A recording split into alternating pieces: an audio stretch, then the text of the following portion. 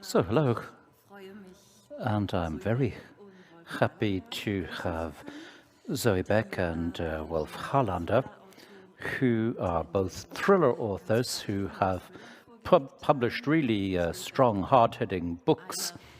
So, Zoë Beck, and this is quite an appropriate dystopia about life after the big pandemic in Europe, and Wolf Harlander, who wrote the climate thriller called 42 Degrees. It's wonderful that you're here.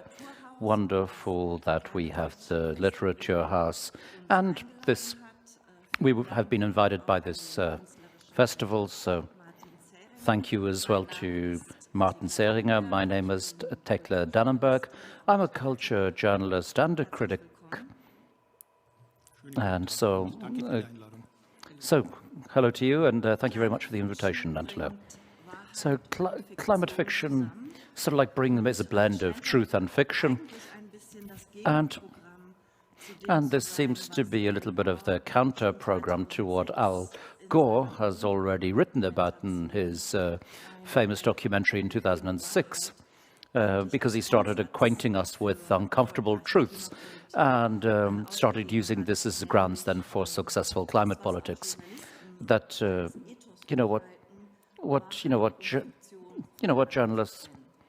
journalists actually have as their own ethos is to separate fact from fiction, and Al Gore then didn't mean sort of like he wasn't talking about fiction, literary fiction. He was talking more about sort of like scientific and news fact and fiction. But we've got to decide about climate fiction and also about literary fiction, and in a thriller. And sort of like, how can you do this in a meaningful way to bring this fact and fiction together in a novel or in another way? And of course, then we're also going to have to wonder about what an eco-thriller can contribute towards raising awareness and to create motivation for action. How much fact can you actually put in when you're telling a story? Or as well, and sort of like how enjoyable can climate fiction actually be? And of course, so in this context, then maybe we should start with Zoë Beck. I don't know if I really must introduce you, but I will do it anyway. Zoë Beck is known as an author and a translator in so many different types of genre, and she's also known as a woman's voice for the sort of like a crimi thriller novel. And your new novel, Paradise City, is, I think you've really got to underline this again. Of course, it's been ready for a while. I think before you're going to read, we've got to talk about what the book is about. Paradise City is in a not too far away future in Europe, sort of like Europe, which has been subjected to a certain number of catastrophes, and so the novel has reached practically a prophetic nature, because you talk about the fact that Europe has been subjected to a dreadful pandemic, that the population has been decimated, that all the people have fled from the country into the cities, and particularly into the megacity of Frankfurt. Berlin has been struck off the map, as it were. Yeah, it's sort of like this is, sort of like you can go to Berlin, if you really want to go there to holiday, but this is, but in 2020, 2021, sort of like there were difficult times there. Yes. Or in any case, it's no longer the capital. Yeah. But then, from the health point of view, then a lot of progress has been made. Sort of like cancer has been cured. Then there's been antibiotics. Then there's a health app as well, sort of like they developed antibiotics against different types of antibiotics. And you can have an implanted chip in order to check up on your vital statistics of every person. You can check and monitor people's health, sort of like your pulse, your hormone level, blood pressure, everything is permanently and continuously measured. And so anybody anybody who has measures that go off the scale, as it were, then sort of like they get help straight away. And just to give you and of course, then like of course, then you, when you turn the app off, then you start getting threatened. Sort of like this is, soft pressure at the beginning that's exerted by the state, and then it becomes less and less soft as you keep going. And then you start getting real threats. So now we should start listening to you read straight away. So I'm just going to read about the beginning as well. So my main character is in the countryside. And so first of all, we see what things look like in the country. She's in the Uckermark, north of Berlin, where there's practically no population anymore. There's no inhabitants.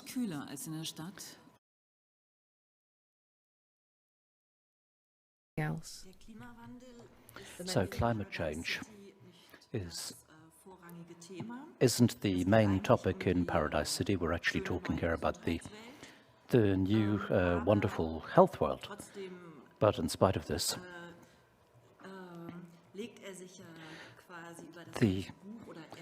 this is kind of like in the background, underlies the whole story in the book. The sort of like the permanent heat, the rising sea levels, so this is in fact the underlying facts that it has an effect within the whole book. But how can you write futuristic books without talking about climate change? Well, you can write them. Well, you can write them without climate change. If you think that climate change is just fake news, then of course then you can write futuristic books without it. But but I agree that we should rely on science and the facts. And so I looked at sort of like what the temperatures and what the forecasts are, and to see what facts I could exploit and use, and sort of like, that we could see what things are going to look like in the next 100 years. And it depends on what we do today, how it's going to be in the future. And some of the consequences, we're just not going to be able to hold them back or mitigate them anymore. So I tried to position myself in a world where we have been subjected to some form of catastrophe, but not so far that human life hasn't been made extinct by it. Sort of like fauna and flora has come quite well out of it. And I let the sea levels rise by 2 meters. So Bremen is now only a few steps from the North Sea, and that's, sort of like when I had a reading with people who lived in Bremerhaven, and they were a little bit concerned about their own gardens and the house afterwards, because this is the world that I constructed, and I wanted a work in which a lot of catastrophes had happened, but people are ready to let themselves be supervised and controlled in a way that they're not ready to at the moment, and where people sort of like or sort of like they don't really know or care whether the news are coming from the government. They don't know whether they're true or false, but the only thing that they're really motivated by is the fact that the state is taking care of them. And sort of like there's practically been 100 years of war in one form or another, and then there was war against sickness, and then climate change, which we can't deny anymore, and then we got peace, and then the price for this peace was that people decided to restrict their personal freedoms because they could have better control over things, and this is the point where I arrived at. And I really don't think that you can leave climate change out of the picture when you're talking about the future. And what distinguishes your book about that this ambivalence with which people that they the ambivalence that people have with respect to their own future. They want security, they need security, and they give a lot up for this. And amongst the main important women characters in this book, there are 2 at least that stand out for me. The protagonist, of course, Lina, and she's a journalist with this small, still independent news agency, Gallus. She's not necessarily, she's not a fundamental oppositionist, but she just but she's just managed to keep her critical spirit. She believes in her own intelligence. And when she has a doubt about something, then she wants to go and look at things for herself. And then next to this, then there's Martha, who is the leading figure who didn't want to get involved in this at all. She tried to keep herself completely out of the picture. And she follows her conviction or her belief that people who don't, people need to keep their freedom, and they have to be how they want, even if they don't fit necessarily into the concept of society. So what role do these two characters play for you? Is sort of like, is Martha introducing a utopic element into it? Is she the hero figure, or are they both of them heroines? No, I think I'm going to let the reader interpret what they are and who they are. I don't know quite myself. Is it a dystopian book or a utopian book? But in fact, it's quite a positive book, in spite of the fact that there's a lot of dystopia there. If I think that if in 100 years then that nature is like this and people can still live, then it's actually quite a good thing. It's not a catastrophe. And that we've got rid of a lot of sickness, and and I think everybody agrees with the fact that we should be able to get rid of a lot of sickness and illnesses. But I have no clear idea about whether they're completely good or completely bad figures, because if when you look at Lena, why does Lena stick her nose into all of this? Why can't she leave this all alone? Is it not for the greater good that people just let things run as they are? And what about Martha? If you want to compare them, sort of like Martha is part of the sort of like the extra parliamentarian opposition, and then does she try to do things from within, or does she not do it like this? Martha, in any case, remains very ambivalent. And then with Martha, then you have to ask the question, is she really part of the good guys, or is she just not able to say no? And she wants to find a solution by other means, or who is she? What is she exactly? And I didn't decide on whether they were good or bad. I just tried to make them into interesting characters, interesting protagonists that are looking for their way. And they're trying to understand the reality that is prevailing at that time. And what do heroines look like in this new world?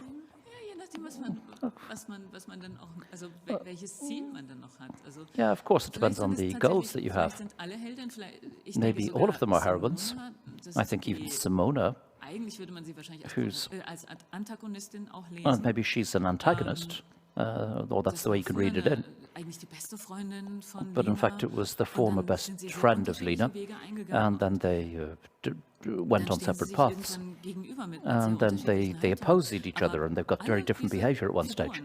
But all of these figures are following their ideas and their ideals. And of course, they all have the same goal and objectives.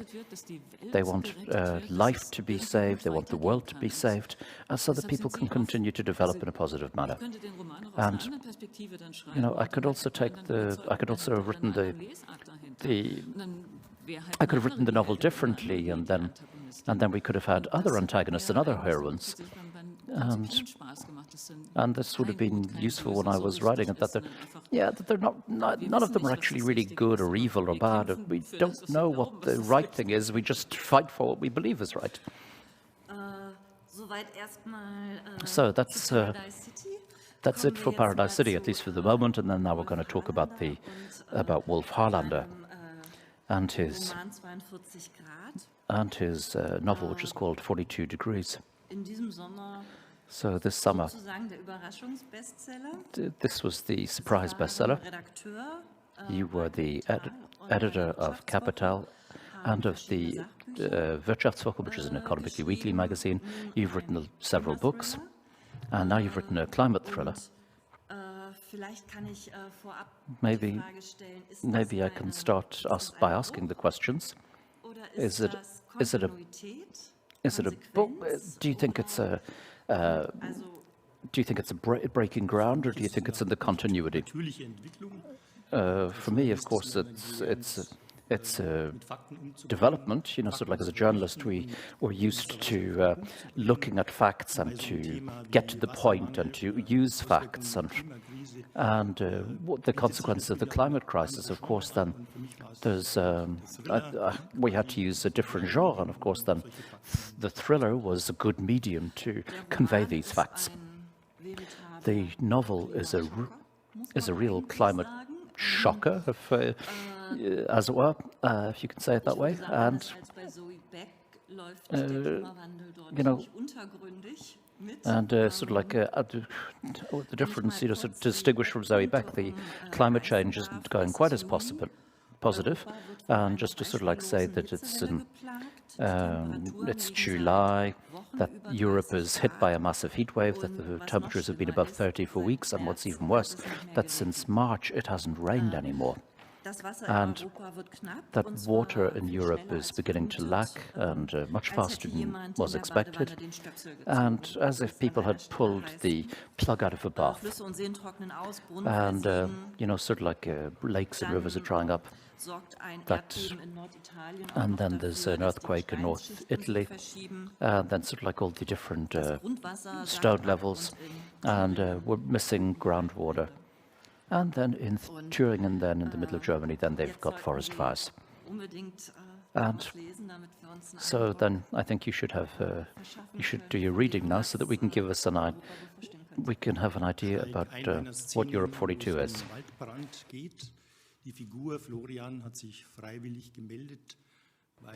Okay, sorry, because the fire brigade is completely overwhelmed by, and we can't fight the fires because there's a lot of forest fires, and then there's not enough water to fight these fires, and there's a great number of forest fires, and that you can see in the news in this.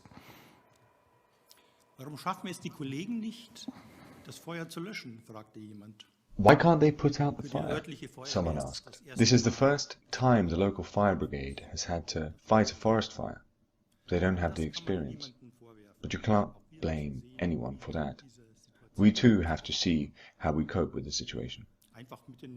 Just point the hoses at it and turn on the water full blast. That should work. I heard they've tried that before. Now much of the water has been used up, and the vehicles have to go back and forth to fill up. Someone was handing out shovels like the ones used to dig sand. Florian grabbed one. He had volunteered as a helper. What exactly do we do with this? Unfortunately, our colleagues don't have fire flappers, so we have to improvise with these. We try to put out the source of the fires with it, by just hitting it hard until the flames are suffocated. I'm not sure either. Just try it. The fire brigade will secure the section with water to extinguish the flames. Florian and the other volunteers ran along a forest path until they came across the first flames.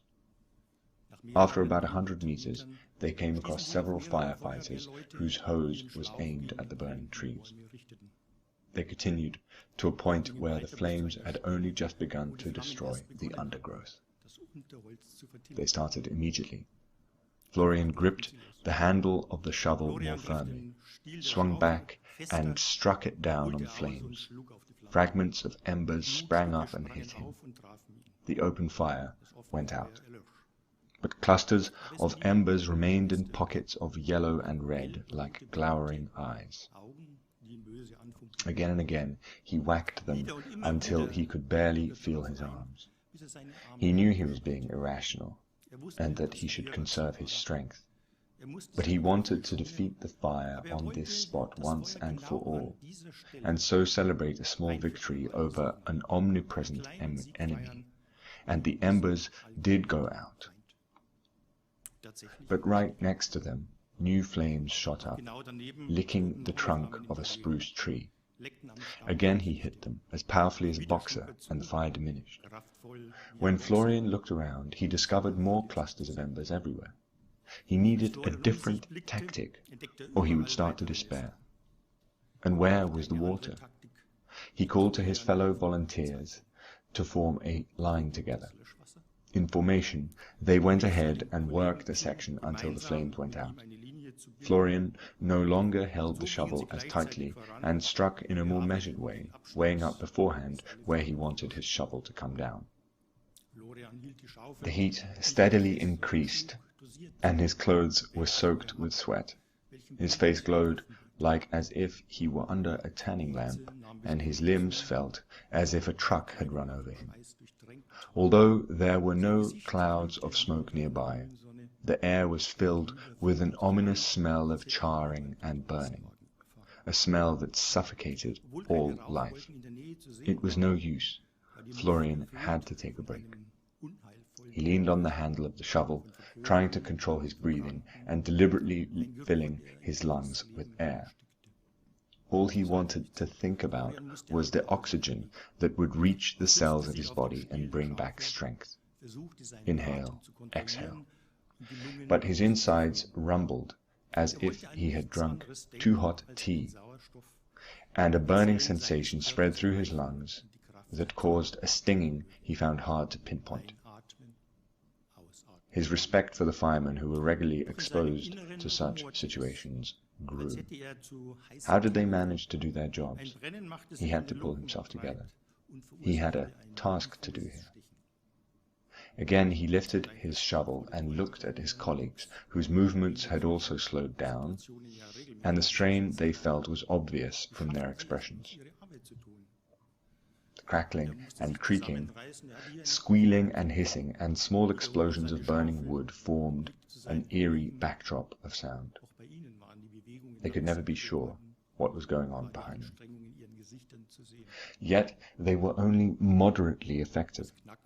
Although they managed to smother some flames with their shovels, others blazed all the more strongly elsewhere, the parched ground literally transporting the catastrophe at lightning speed.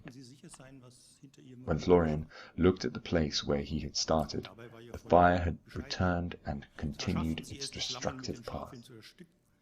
The firemen now directed their water hoses at the forest path. They managed to create a 10-meter-long corridor between the flames. Then the firefighters' water dried up.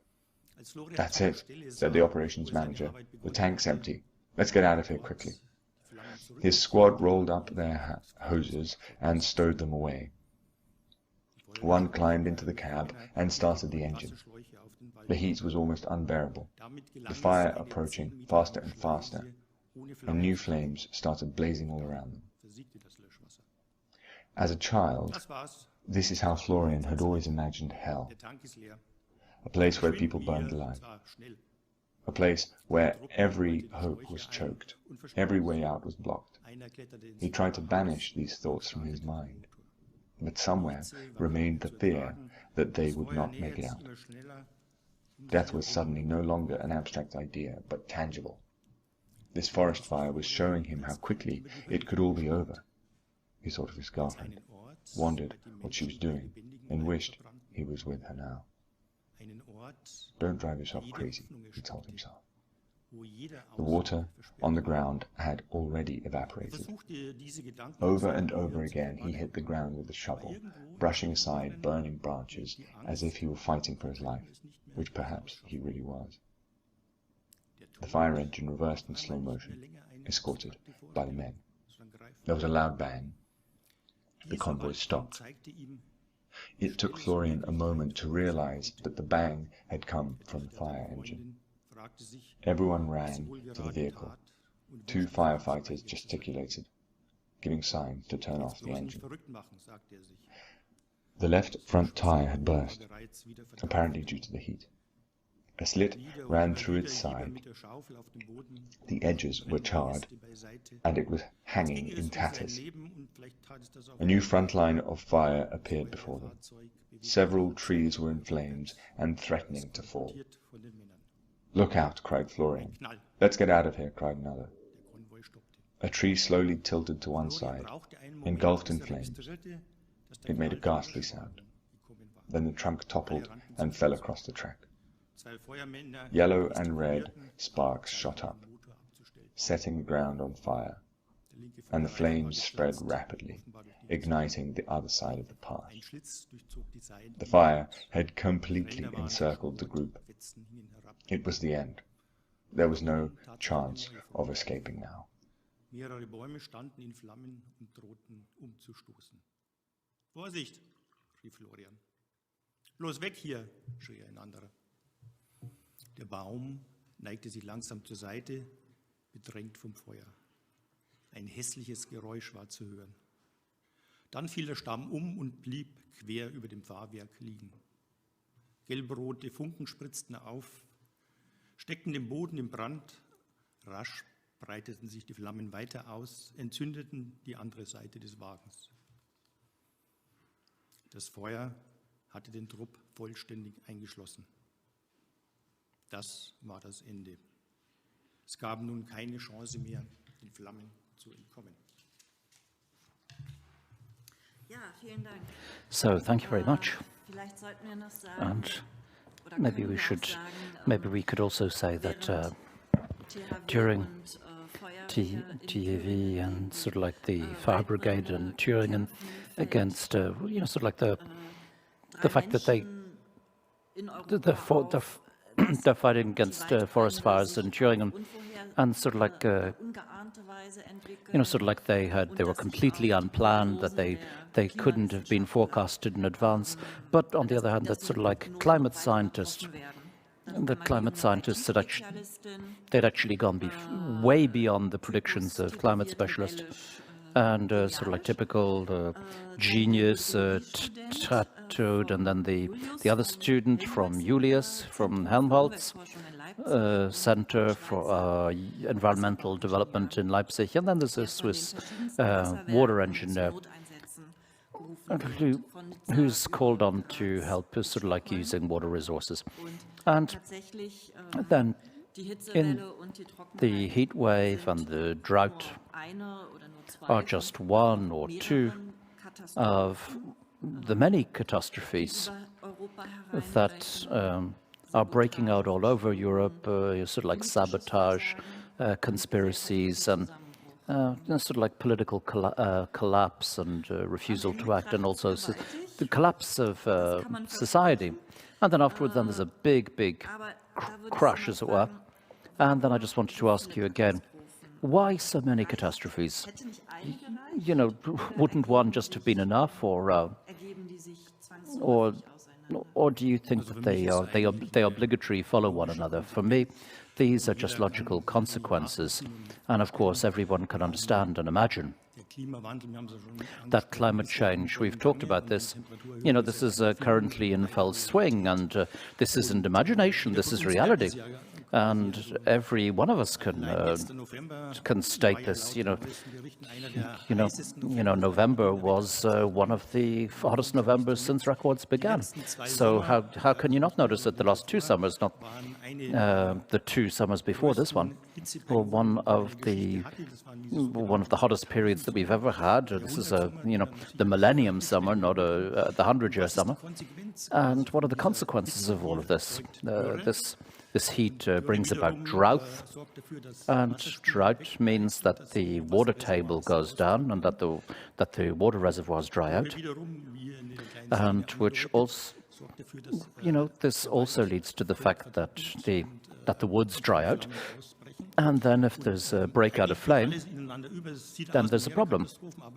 And it looks like many catastrophes, but in fact they're just logical consequences of each other. And the consequence, you know, if we've got regions where you've got no more water because the water resources aren't working anymore because there's no more groundwater and then so people start fleeing these areas and regions, or there's places where there's then they go to water oases like Bavaria, and then they just flee to places where there's water. So, and they become water refugees. All of us know what thirst means, and this is the tragic thing, that that, we can't really, we humans can't store water. After 3 or 4 days, we die if we don't drink. As humans, we've got to drink to survive. So it's an elementary need, and when our routine is broken up because, when you turn on a water tap and it doesn't work, and you go to a supermarket and we buy our water bottles because everything's gone, then I think everyone in Middle Europe and in Germany, I think that, I'd wanted to bring us into this existential threat, and this is what makes it all exciting. And also with the protagonists and their own fates and stories. So one of the main characters is the young mother Kirsten, who's got 2 children, and she lives in Brandenburg, just south of Berlin, in a farm. And her well runs dry, and so she can't stay there anymore. But the water shortage is just one of her problems. But she's also, sort of like she's abused by her neighbors. Her man leaves them, so she doesn't really get a lot of help. Yeah, of course, this, Kirsten, people dream of leaving Berlin and to, buy an alternative type of farmyard or whatever. And I think a lot of people have this dream. But this is the case. When the well runs dry, then what can you do when you've got 2 small children? And when other people don't help you, then the only alternative you have is to get in a car or get into a train and to get quickly to a place where they've still got water. So this is a life instinct, and I think each one of us would do the same. And what also impressed me with your novel was the fact that there's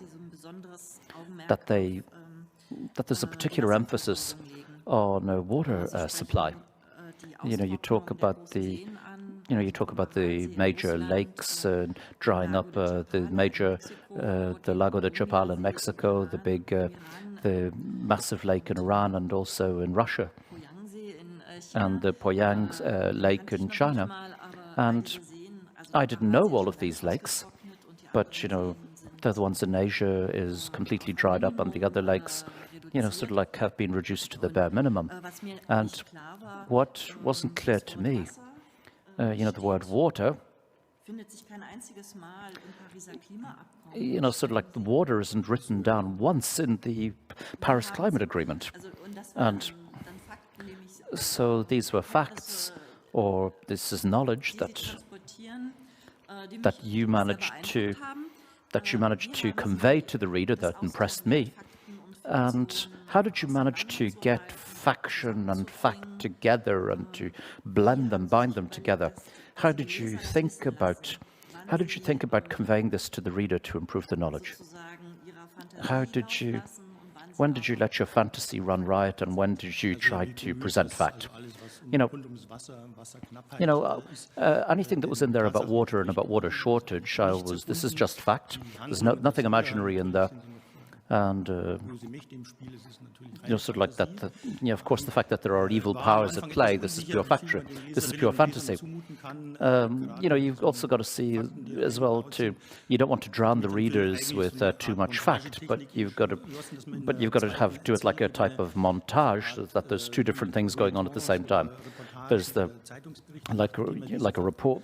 You do it like a report or a news report or a documentary, and people know that it's on a different level because you bring the fact across like this. But I'm really happy about the way that I was able to do it is that I haven't got a single negative comment about the way that I was able to do this type of montage in my book, and this way of conveying knowledge. And I think, like before, I think we all agree about this. We've got to make sure that there's tension still within the work, within the book, so that everybody can, that there's a good story, there's a good exciting story, but that we also manage to convey hard fact at the same time. And I also found the heat records that were broken in southern European cities. And that from the very first moment you sort of think, yeah, he's exaggerating, but not really, because this fantasy is becoming effect when you're sort of like looking at Seville with 48 and Athens with practically 50 degrees. So what you're giving us are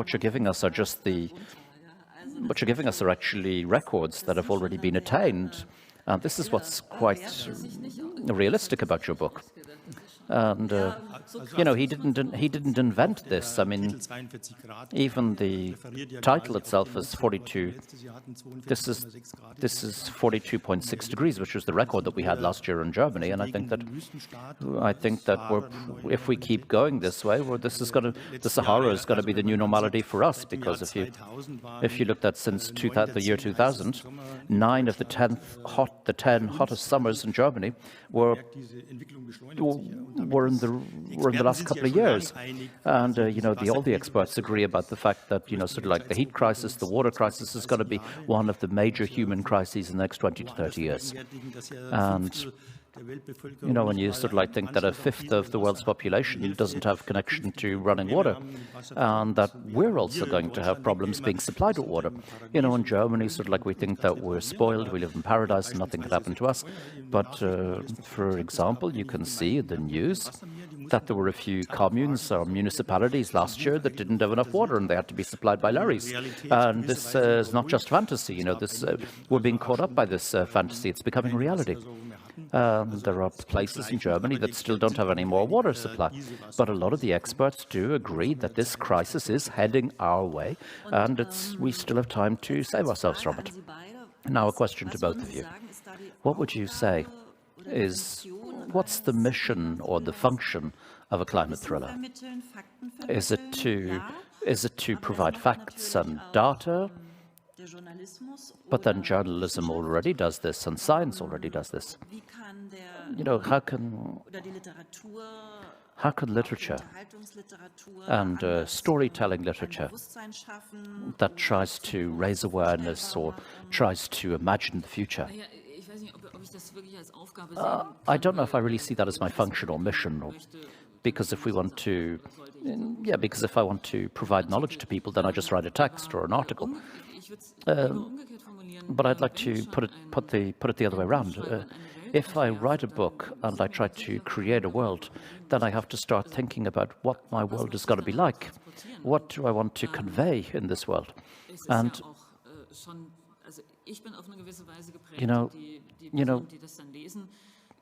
I sort of like think about the readers who are going to be reading this, and they're going to be looking at my world that I'm creating, and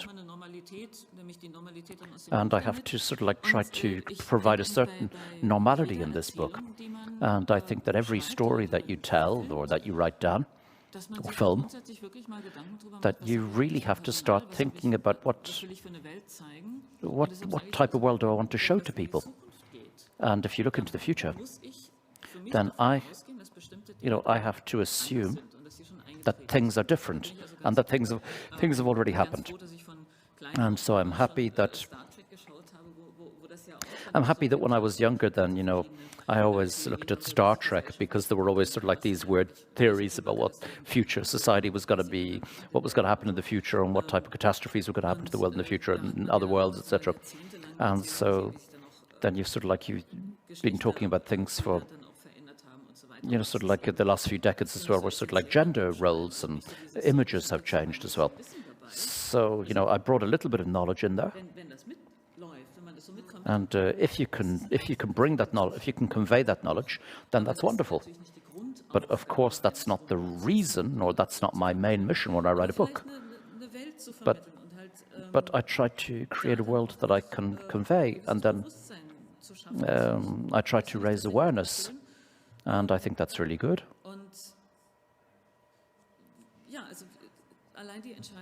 You know, just, you know, the decision that I'm taking with respect to a character, and with the, you know, sort of like I'm going to take a climate skepticist, or what perspective am I going to, you know, I have to decide what perspective I'm writing from.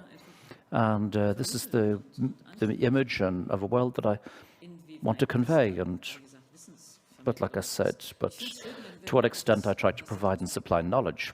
I'd be happy if people can take away fact from it, but you know, we do a lot of research and we put this is the foundation that we put in. But then we build a story on this. But when we start talking about the future, like I said, you know, there's there are forecasts and theories, and then you decide yourself, you decide consciously which direction you're going to go. Yeah, and I agree with this as well. You know, there's a lot of wonderful textbooks on the subject about water crises and heat, for example, but, you know, I wanted to go beyond these academic circles because the knowledge hasn't really managed to break out beyond this. And if you look at I think the main and simple mission as an author is to wonder what happens if one day I turn on the tap and I don't have any water. And it's quite a simple question.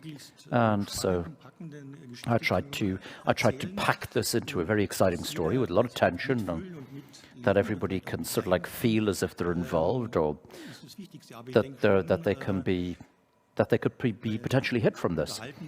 And it doesn't matter whether it's sort of like just storytelling or whether it's militant literature, but it should be exciting. It should have decent characters, decent story.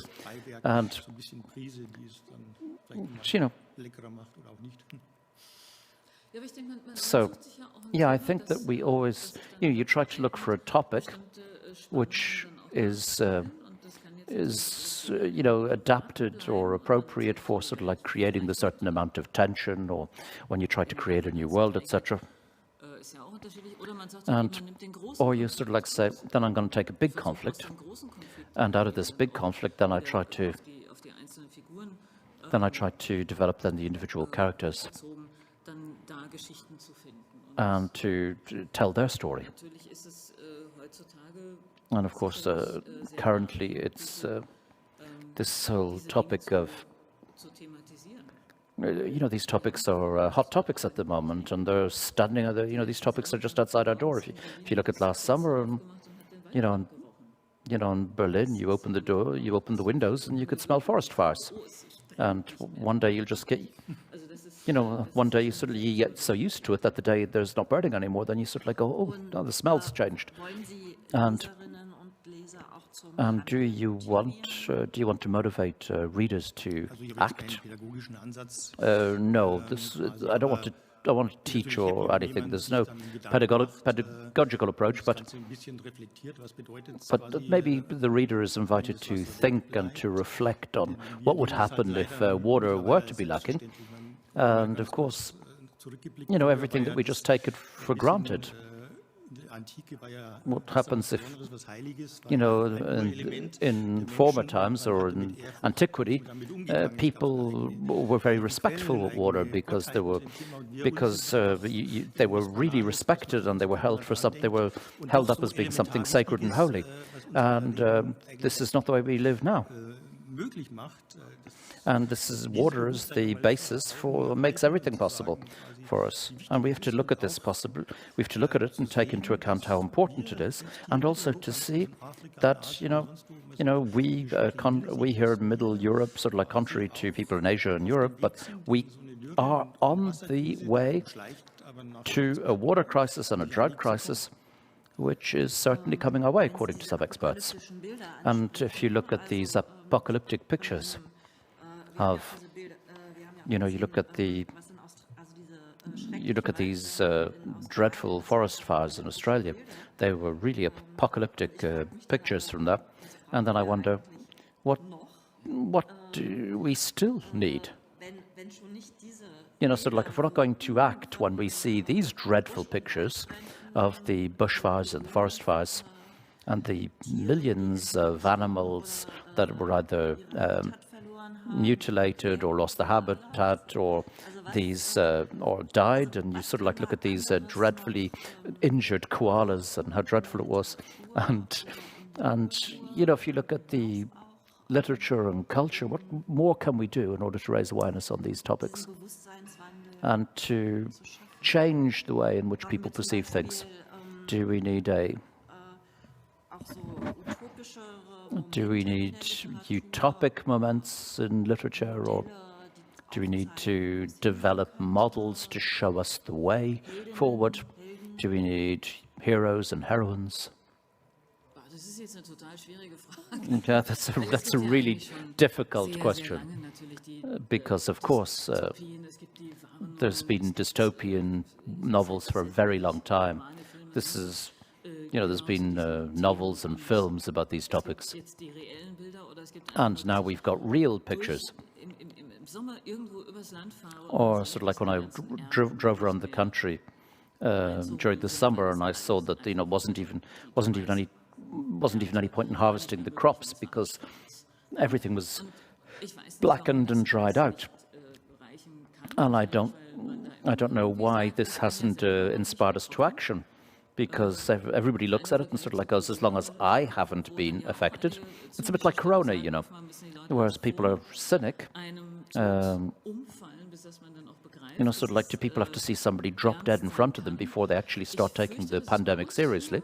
And I think that with climate change and everything, I think things are a little bit too good for us. It hasn't been made clear to us enough yet that we should start thinking about changing our ways. And I've become pessimistic in this respect. And maybe you should say something.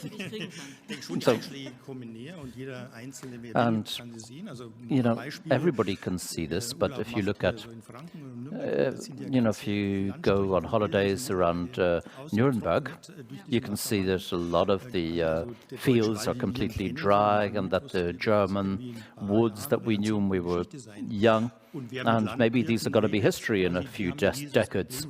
And there's been problems with rain. There's probably been problems with the harvests, because you can see it every day in the ground. That you sort of like know how many centimeters where years ago it was still moist and humid, and now you've got to dig further down in order to find the humidity. And you can sort of like look at these. You look at the it took 3 weeks to put the fires out in the forests around Berlin. And then you're not looking at California or Australia, you're looking at Berlin. And the firefighters were completely overwhelmed by this. It took them about 3 weeks to put out the fire. And I mean, this is not utopic, maybe, but this sort of like, we're not too far into the future here with our books. The reality is overtaking us. But then what are we doing? What can we do? And I think that we're a little bit overwhelmed by the whole thing, because, sort of like, I don't think that the political world has adapted to reality. But people sort of like say that, sort of like, things have always been good to now, and we're having problems at the moment, but it's got to be better in the future. And this is kind of normal, that we have this kind of like psychological hope. But maybe things have to get so bad that we can't imagine a better life, and then maybe we're going to start acting. And I think only a very, very reduced percentage of people who think that things are actually going to get worse, so all the rest thinking we're going to get better. And there are lots of moments, and this global. How can you get all these global facts and pack them into a novel? Or as an author, how do you decide what access you? When you look at the 100 possible scenarios that are there, how do you decide? Yeah, of course, you've got to follow your feelings and your inspiration. Sort of like Corona this Corona crisis has really just shown us how fast, what we would have talked about as dystopia before has become a dreadful scenario. Who would have believed 9 months ago that somewhere sort of like there's a small virus in China, and that was going to change our whole lives? And there's 100,000 deaths in Europe. And this shows you how fast things can topple and collapse, and we can find ourselves in a crisis, whether it's a pandemic, a medical crisis, or a water crisis, or a heat crisis. I think we've got to be aware of this, that it can happen at any time. And then this is, sort of like now everybody's wearing masks and everybody's getting vaccinated. And but when it comes to water shortage, for example, what are we going to do about this? How are we going to handle this type of crisis? And this type of crisis could happen from one day to the next, and our everyday life will be extremely influenced by this in a negative way. And so this brings us now quite conveniently to the concluding round. And I just wanted to ask you, in 2020 we had, sort of like our way of thinking and our way of living was completely shaken up by all of this. And we're all suffering through lockdown, but not just this, but also the world economy has been brought to a standstill. All of our society, social living as well, and politics has been brought to a standstill as well. And the political world has taken very, very wide-reaching measures to combat this pandemic. And of course, in this context, 2020 was a year in which our capacity was tested. How do we handle a global crisis? And if you just want to just have a quick think about this, and how, if you'd seen the corona crisis before, what influence would this have had on your book? Would you have changed the way you wrote it? Would you have changed anything? I don't know about me, because you've got a crisis and there's obvious consequences, and this time we actually, all of us, experienced the crisis. A lot of us have deaths in our immediate family circles or friend circles, and where dreadful things have happened. And before that, people used to think that it just happened to other people in foreign countries and third world countries, and now it's become clear to us that it can strike us here as well, even in our countries.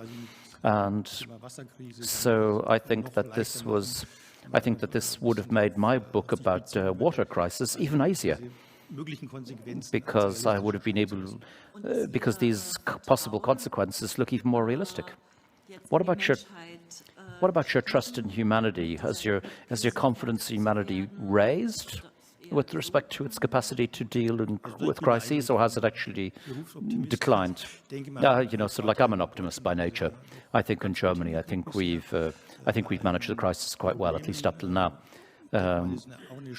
I think that this is I think it's been an opportunity for us to analyze what we can do better for the future. And I hope that people just don't forget it and that we're not unprepared for the next crisis. I really hope that we manage to keep knowledge on board for the next time, and so that we can better protect ourselves in the future. At least that I wish that were the case. And I think that we've been unbelievably lucky in Germany and how we've managed to overcome this crisis. But I think what is lacking on a world level is that, we've been, and what I haven't seen in discussions since March, is that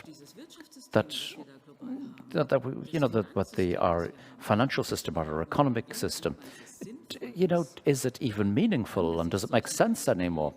And how is it equipped to deal with crises like the pandemic? And is it equipped to deal with the consequences that are just waiting for us?